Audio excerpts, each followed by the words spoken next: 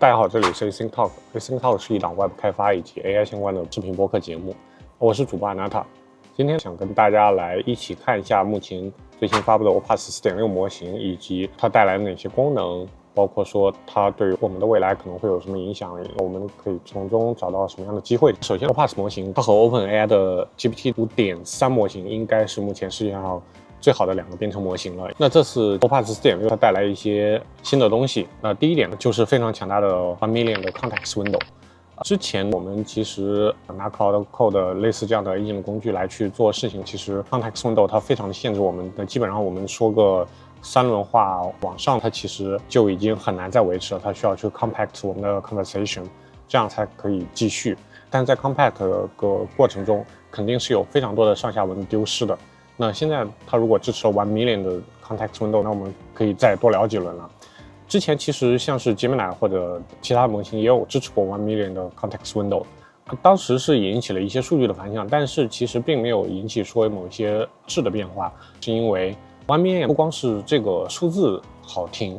它更重要的是你需要在达到更长的指令，比如说你到80万、90万的时候，它依旧可以去完整的遵循你的整个的指令，这是一个非常难的事情。那之前像 Gemini 我们可以看到它有一个完整的1 million 甚至2 million 的 context window， 但是它在整个 prompt 非常长的时候，我们可以看到它的这个指令遵循的能力是在显著的降低的。所以即使给了我们非常大的 context window， 它如果不能遵循指令，它其实也是相当有问题的。但是我相信 Opus 4.6 它在等了这么久之后，它尝试进行1 million context window 的支持，而且现在还是一个 beta 版，我相信他们内部经过了相当多的验证。当然，他在这篇文章里面其实也有提到一个长文本的一个追溯的能力。那第二点是 Opus 4.6 它同时还带来了 Cloud Teams。Agent Teams 是什么呢？它就是我们之前做事情，如果普通需求，我们基本上是开一个 Cloud Code 一直来跟他聊，等他做事情，然后我们进行一个反馈再去聊。那现在 Agent Teams 它可以在一个我们单独的一个 Cloud Code 的实例中来去创建多个 Cloud Code 的实例。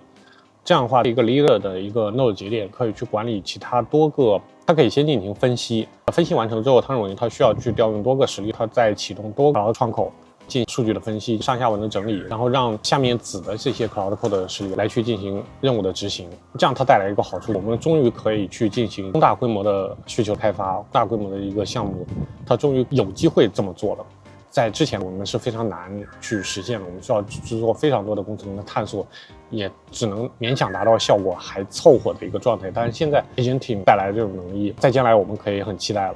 其实我自己在 Agent Teams 发布的时候就已经尝试了，我拿它进行了一个 CSS 重构。我们之前有个 CSS ingest 项目，我去启动 Agent Teams， 让它来首先进行分析，分析完之后，他认为需要去开启4个 Agent Teams 的 member。那这4个分别对应的4个不同文件夹、不同规模的一个重构的能力。这个重构其实挺成功的。那有点美中不足的就是这个任务花费了40到50分钟，它把我整个5个小时的 session 的 quota 基本上用掉了90%，它的 token 消耗量非常的夸张。我认为这个是目前比较限制它的一个能力。我们可以看到 Opus 4.6 它同时带来了还有一个 effort 的指令。那这个的话，我们在 GPT 模型里边已经见了很久了。这个 effort 就是它进行思考的深度。它有几个选项，分别是低、中、高以及最强的一个 max 的参数。我在文档那边有看到说它第4个 max 参数，但是我在 Cloud Code 的模型里边，我其实没办法选到这个 max， 就很有意思。也许它只提供给 API， 或者说只提供给企业的相关的服务。我在这篇发布文章这里其实还找到另一个有意思的点。就是它后面的一行小字，就是我现在圈录的这一段。它是说，如果这个推断是在美国发生的，那么它会多征收10%的一个价格。这点非常有趣，大家自行判断。还有一点是我最近刚看到 Opus 4.6 之后，它又推出了一个 Fast 的模型。我认为这可能才是真正的 Opus 4.6，它带来的是2.5倍的速度上的提升，但是你要付6倍的价格。它在20万的 context window 以内，它的 output 是$150。如果超过20万到100万的这个 context window 的话，它是输出费用是高达$225，这非常的夸张，这个价格。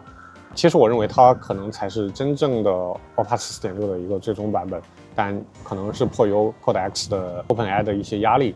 所以提前一点把 Sonnet 5去 rename 成了 Opus 4.6。最后我想来谈一谈说 Opus 4.6它的现状以及它未来可能的一些趋势。其实我们可以看到，在今2026年初的这样一个节点，我们可以看到全自动写代码在今天依旧是非常困难的一件事。各个组织团队其实都在尝试探索说，可以让 agent 更加高强度、更加持续的去运行，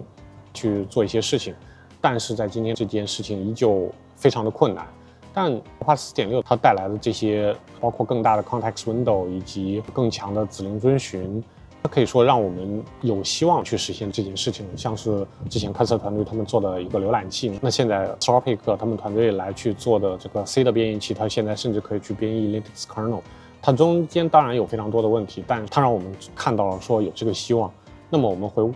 过去，从 GPT 3.5时代，它只能进行一个非常简单的聊天，到现在我们甚至可以拿它来去写一些中小型的一些项目、一些需求，它的进步是非常快的。那现在这个时间节点，我们看到它还在非常吃力去尝试进行一些中大项目的支持。那我相信在半年或者1年之后，它应该有一个非常长足的进步。